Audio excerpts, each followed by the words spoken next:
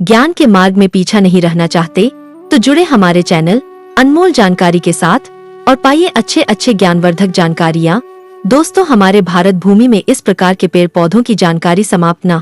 दोस्तों, हमारी भारत भूमि में पेड़ पौधों की जानकारी समाप्त होने के कगार पर है और दोस्तों, हम अपने अनमोल जानकारी चैनल में बहुत ही ज्यादा मेहनत कर इस प्रकार की समाप्त हो रही पेड़ पौधों की जानकारी को पुनः समाज में फैलाने की कोशिश कर रहे हैं ताकि भारत भूमि में पेड़ पौधों की जानकारी समाप्त न।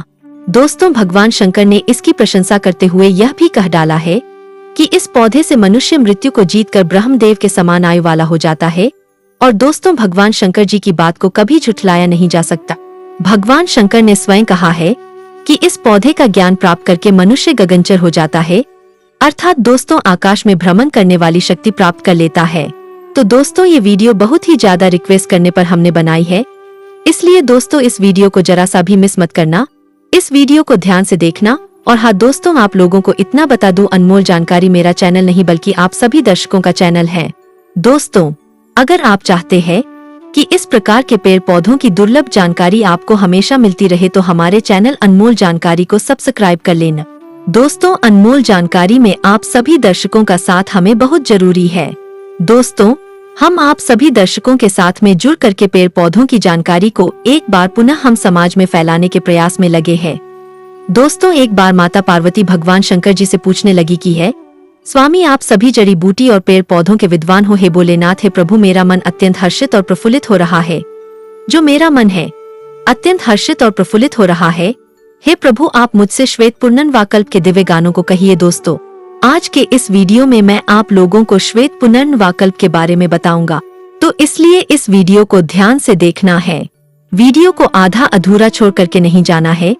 इस पौधे का जब आप दिव्य प्रयोग सीख जाएंगे 1001% मैं आप लोगों को गारंटी देता हूँ दोस्तों, बुढ़ापा आपका बाल बाका नहीं कर पाएगा।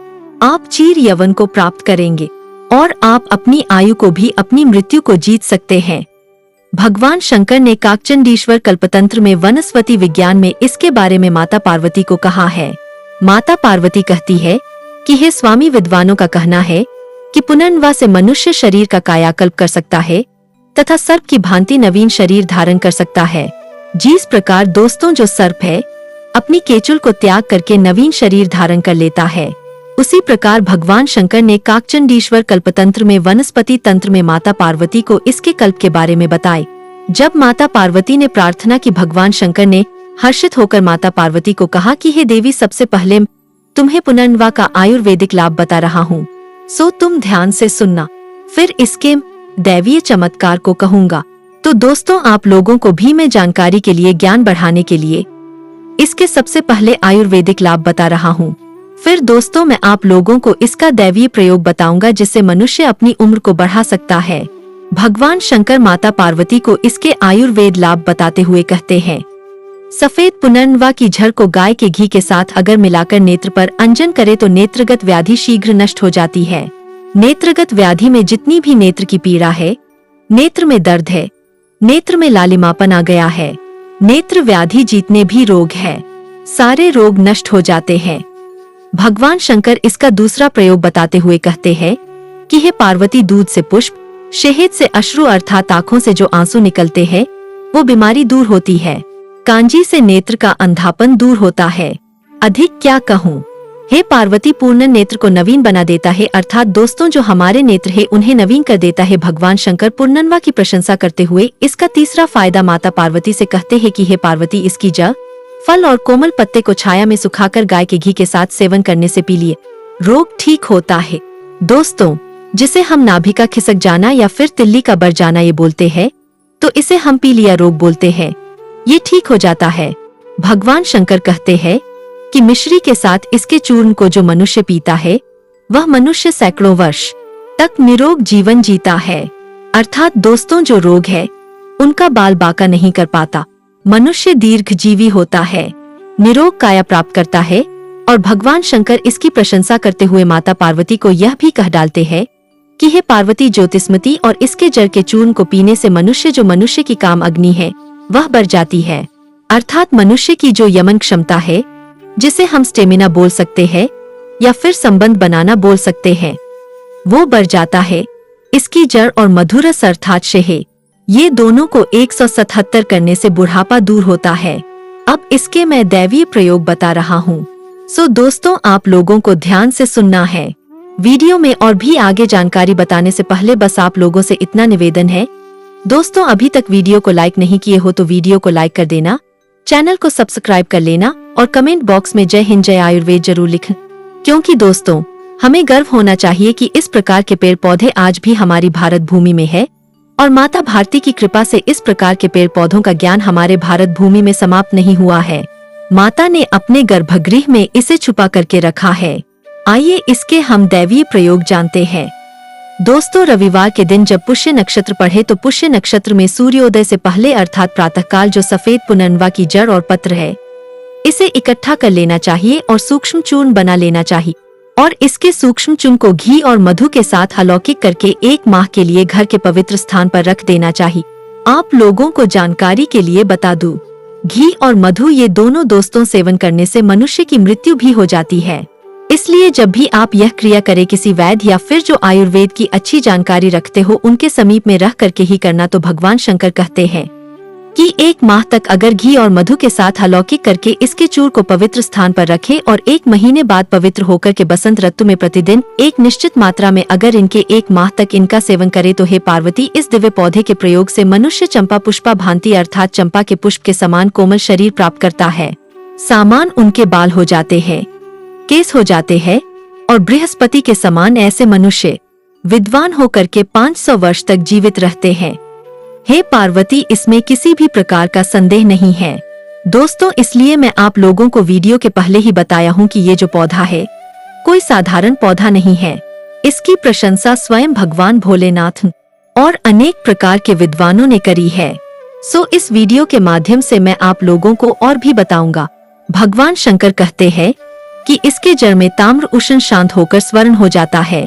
विशेष प्रकार से अगर स्वर्ण से युक्त करके अगर इसके रासायनिक क्रिया करे अर्थात इस पौधे को अगर स्वर्ण के साथ मिलाकर पिघला करके रसायन क्रिया करे और मनुष्य अगर इनका भक्षण करता है, ग्रहण करता है, तो कामदेव के समान सुंदर और अनेक काल तक जीवित रहता है। इसमें संदेह नहीं है। तो दोस्तों, भगवान शंकर ने माता पार्वती को जो इनके दैवीय प्रयोग कहे 100 में आप लोगों को बता दिया हूँ दोस्तों। हमारे गुरुजी ने भी इसके बारे में हमें अनेक प्रयोग बताए हैं। सो हम आप लोगों को कह डालते हैं, आप लोग इसे ध्यान से सुनना। इसके पाउडर का चूर्ण दूध के साथ सेवन करने से मनुष्य जवान और यौन रहता है, अर्थात दोस्तों मनुष्य को बुढ़ापा नहीं आता। तो इसके पाउडर का चूर्ण दूध के साथ आपको नित्य सेवन करना है अगर बुढ़ापा से बचना चाहते हो तो। और अधिक काल तक इसका सेवन करने से मनुष्य जीता है। दोस्तों, पुनर्नवा को पीस करके घाव पर बांधने से कैसा भी घाव क्यों ना हो, कितना भी घाव का गड्ढे क्यों ना हो, चमत्कारिक तरीके से ठीक होकर के पुनर्नवा शरीर पे नवीन मांस भर देता है। दोस्तों, एक समय की बात है जब भगवान लक्ष्मण जी को शक्ति बाण लगा था। उस समय हनुमान जी महाराज लक्ष्मण जी के मूर्छा दूर करने के लिए संजीवनी बूटी लाए, लेकिन संजीवनी बूटी के साथ में पुनर्नवा का पौधा भी लाए थे, क्योंकि सुसैन वैद्य ने लक्ष्मण जी के घाव भरने के लिए पुनर्नवा को पीस कर उनके घाव पर लगाया था। पुनर्नवा घाव को अति शीघ्र भर देता है।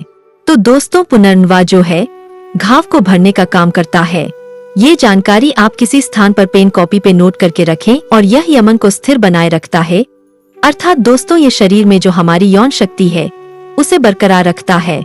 अधिक काल तक इसका सेवन करने से मनुष्य दीर्घजीवी हो जाता है, अर्थात दोस्तों लंबे समय तक जीवन जीता है। एक बात आप लोगों को जानकारी के लिए बता दूं, बहुत ही गोपनीय बात है जो जानकारी हमें हमारे गुरु ने बताई है। जंगल में जो संत महात्मा रहते हैं, जो कि योग करते हैं, साधना करते हैं, तपस्या करते हैं, ऐसे संत महात्मा अधिक काल तक जीवित रहने के लिए इस दिव्य महाऔषधि का प्रयोग करते हैं। और आज भी ये दिव्य महाऔषधि का प्रयोग जो कि अच्छे जानकार संत महात्मा है, जो कि जंगल में जीवन जीते हैं, योग करते हैं, साधना करते हैं, ऐसे संत महात्मा इस दिव्य महाऔषधि का प्रयोग करके अपने जीवन काल को बढ़ा लेते हैं। दोस्तों, इस प्रकृति में 84 लाख योनि विद्यमान है, जिसमें भूत, प्रेत, पिशाच, निशाचर इत्यादि की भी गणना आती है। दोस्तों, भूत प्रेत की कुल 12 प्रजातियां होती है। अलावा भूत, जिन, ब्रह्मा, राक्षस और ब्रह्मा दैत्य ये सबसे ज्यादा शक्तिशाली और खूंखार होते हैं। लेकिन दोस्तों, मनुष्य के सामने ये सब मदारी के बंदर के समान हैं। मनुष्य चाहे तो मदारी के बंदर के समान इसको नाच नचा सकते हैं, इनकी ऐसी तैसी कर सकते हैं, लेकिन यह हमारा बड़प्पन है। हम इन्हें भूत प्रेतों को कुछ नहीं कहते। तो आज की वीडियो बहुत ही इंटरेस्टिंग, बहुत ही ज्ञान भरी और बहुत ही ज्यादा रोचक है, इसलिए सभी लोगों से प्रार्थना है आज की इस वीडियो को आप लोगों को ध्यान से देखना है, जरा सा भी मिस नहीं करना है, क्योंकि आज की ये वीडियो देखने के बाद आप भूत प्रेत से नहीं डरेंगे बल्कि भूत प्रेत आपसे डरना शुरू कर देंगे।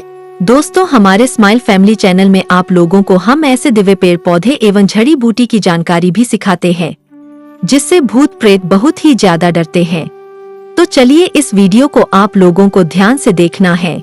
दोस्तों, आज की इस वीडियो में मैं आप लोगों को ऐसी जड़ और चमत्कारिक वस्तु के बारे में बताऊंगा जिससे भूत प्रेत बहुत ही ज्यादा डरते हैं और इसे देख करके थर थर कांपते हैं, बहुत ही ज्यादा डरने लगते हैं।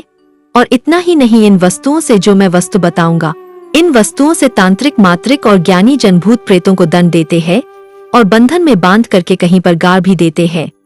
तो दोस्तों, वही जानकारी बताऊंगा जो मुझे गुरु परंपरा से प्राप्त है। आगे बढ़ने से पहले, जानकारी बताने से पहले बस आप लोगों से इतना निवेदन करना चाहूंगा, वीडियो जरा सी भी मिस मत करना, शुरू से लेकर के आखिरी तक देखना। ये जानकारी आपको आगे जीवन में बहुत काम आएगी। और हाँ दोस्तों, अभी तक वीडियो को लाइक नहीं किए हैं तो वीडियो को लाइक कर चैनल को सब्सक्राइब कर लेना और कमेंट बॉक्स में शिव शंकर जरूर लिखना। दोस्तों, मनुष्य जो है 5 तत्वों के भौतिक शरीर में विद्यमान है। मनुष्य का जो शरीर है दोस्तों 5 तत्वों से बना हुआ है और 3 तत्वों से भूत बना होता है। दोस्तों, जो भूत प्रेत है ये 3 तत्वों से बना होता है। तो दोस्तों, मनुष्य मरने के बाद सर्वप्रथम प्रेत योनि में जाता है और प्रेत योनि का मोक्षीकरण जब होता है तो वह पितृलोक जाकर के पितर रूप धारण करता है। इसके बाद ही आत्मा को सद्गति और दुर्गति प्राप्त होती है। तो दोस्तों, जब भूत 3 तत्व से बना है और आप 5 तत्वों से बने हैं, दोस्तों कहीं ना कहीं वो हमसे 2 तत्वों से कम है, तो हमें उनसे डरना नहीं चाहिए बल्कि उन्हें हमसे डरना चाहिए।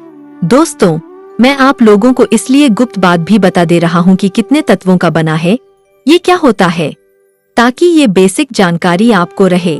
ये सब इसलिए बता देता हूँ ताकि बेसिक नॉलेज आपको आगे जीवन में काम आएगी। एक बार की बात है, इंद्रदेव ने बृहस्पति देव से पूछा कि हे गुरुदेव, मनुष्य किस प्रकार इन दुष्ट भूत, प्रेत, पिशाच जैसी काली शक्तियां अपने आप को सुरक्षित रखे और अपने आप को इससे अत्यधिक शक्तिशाली बनाए। और यही प्रश्न माता पार्वती ने भगवान भोलेनाथ जी से भी किया कि हे भोलेनाथ, हे भगवान, हे पति परमेश्वर, आपसे ये जानना चाहती हूँ कि साधारण मनुष्य किस प्रकार से भूत प्रेत को अपने बंधन में बांध करके रखे, कैसे इनसे बच सके, कैसे इन पे काबू पा सके। तो भगवान भोलेनाथ ने माता पार्वती को जो उपदेश दिया था, भूत प्रेत के संबंध में जो ज्ञान दिया था, वही ज्ञान आप सभी दर्शकों के बीच में मैं साझा करने जा रहा हूँ। वीडियो को ध्यान से देखिएगा, जानकारी को ध्यान से ग्रहण करिएगा, क्योंकि दोस्तों ज्ञानी व्यक्ति हमेशा ज्ञान को ग्रहण करता है और देखिए ज्ञान हमेशा काम आता है, अभी नहीं तो आगे चल करके आपके जीवन में बहुत काम आएगा। सर्वप्रथम इस वीडियो के माध्यम से जानते हैं भूत प्रेत लगने के लक्षण कैसे पता करें कि व्यक्ति को भूत प्रेत लगा है। तो इसके निम्न प्रकार के लक्षण हैं। जब अकारण ही मन उदास होने लगे और व्याकुल होने लगे तो भूत प्रेत का लक्षण होता है। मनोस्थिति असामान्य हो जाए, मनोस्थिति अगर असामान्य हो जाए तो ये भी भूत प्रेत लगने के लक्षण होते हैं। सिर अक्सर दोस्तों जिसे भूत प्रेत लगा होता है उनका भारी भारी लगने लगता है। शरीर पर बहुत ही ज्यादा बोझ का अभाव होता है, आभास होने लगता है। शरीर में बहुत ही ज्यादा ऐंठन होने लगती है और उनके नेत्र जो होते हैं, जिन्हें भूत प्रेत बाधा ग्रसित होती है, उनके नेत्र एकदम से लाल पड़ जाते हैं। भोजन अत्यधिक करने लगते हैं या फिर भोजन करे तो ना के बराबर भोजन करते हैं और पागल जैसी हरकत करने लगते हैं। व्यर्थ में बड़बड़ाना शुरू कर देते हैं और सोते समय उठ करके चलना शुरू कर देते हैं। नींद में चलना शुरू कर देते हैं। हमेशा भय का आभास होना शुरू हो जाता है। ये सब ऊपरी बाधा के लक्षण हैं। कई लोगों को दोस्तों भूत प्रेत लगने पर अत्यधिक प्यास का अनुभव होता है। आपने देखा होगा जिन्हें भूत प्रेत लगा होता है वो अत्यधिक पानी मांगते हैं, अत्यधिक पानी पीने की कोशिश करते हैं, खूब ढेर सारा पानी भी पी लेते हैं। गला बहुत ही ज्यादा सूखता है, क्योंकि दोस्तों भूत प्रेत अतिरिक्त आत्मा होती है और इन्हें जो देवगर है, इन्हें पानी से वंचित रखा गया है। इसलिए इस प्रकार के दंड को भोगता हुआ जब किसी को अकारण पकड़ ले तो जल की कामना करते हैं। अब पता करते हैं कि कैसे पता करें कि वास्तव में भूत प्रेत लगा है। इनके हम 3 लक्षण बता रहे हैं। दोस्तों, ये हमारे सन्यासी, गुरु और हमारा खुद का अनुभव है। सो इस जानकारी को ध्यान से ग्रहण करिए। दोस्तों, अगर किसी को भूत प्रेत बाधा लगा हो और अगर आप नाड़ी को उनकी छू करके देखेंगे, क्योंकि हमारी 3 प्रकार की मुख्य नाड़ी कही गई है, एड़ा, पिंगला और सूक्ष्म। वैसे तो 72 नाड़ी है मनुष्य के शरीर में, लेकिन 3 नाड़ी मुख्य हैं, पिंगला और सुषुम्ना। आप कोई भी नाड़ी को छू करके देखें दोस्तों, बिल्कुल ही धीमी गति से चलेगी, ना के बराबर चलेगी। नाड़ी एकदम दब जाती है, तो इससे आप पता कर सकते हैं कि व्यक्ति को भूत प्रेत ने पकड़ा है, भूत से ग्रसित है। दूसरा लक्षण है, अगर जिसे भूत प्रेत लगा हो उनके नेत्रों पर एकटक अगर आप देखते हैं, बिल्कुल ही त्राटक के जैसे देखते हैं, एकटक लगा करके देखते हैं, तो आपको घूरेगा और अपने होने का एहसास स्वतः ही बता डालता है। ये हमने कई पेशेंट पर भी देखा है। इसका तीसरा लक्षण है दोस्तों, पसीना इतना ज्यादा निकलने लगता है जिसकी आपने कल्पना भी नहीं की होगी। जो भूत प्रेत से ग्रसित होता है उनके शरीर से दुर्गंध युक्त पसीना निकलना शुरू हो जाता है। तो आइए इससे बचने का उपाय जानते हैं, जो माता पार्वती को भगवान भोलेनाथ ने बताया है। साथ ही साथ 2 से 3 जानकारी मुझे गुरुओं से जो प्राप्त है वह जानकारी भी बता डालूंगा। सो ध्यान से सुन।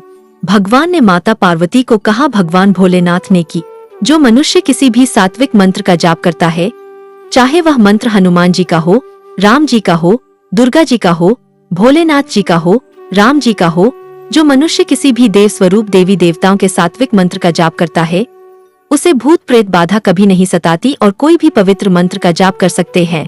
उससे ही पार्वती वह मनुष्य सुरक्षित रहता है, क्योंकि मंत्र की ऊर्जा प्रबल होती है।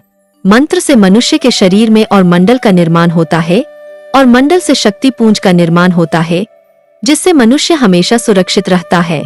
भूत प्रेत से बचने का दूसरा उपाय सुनिए दोस्तों। भूत प्रेत भगाने के लिए भूतनाशक औषधि आती है, आप इसे गूगल पे चाहे तो सर्च करके देख सकते हैं।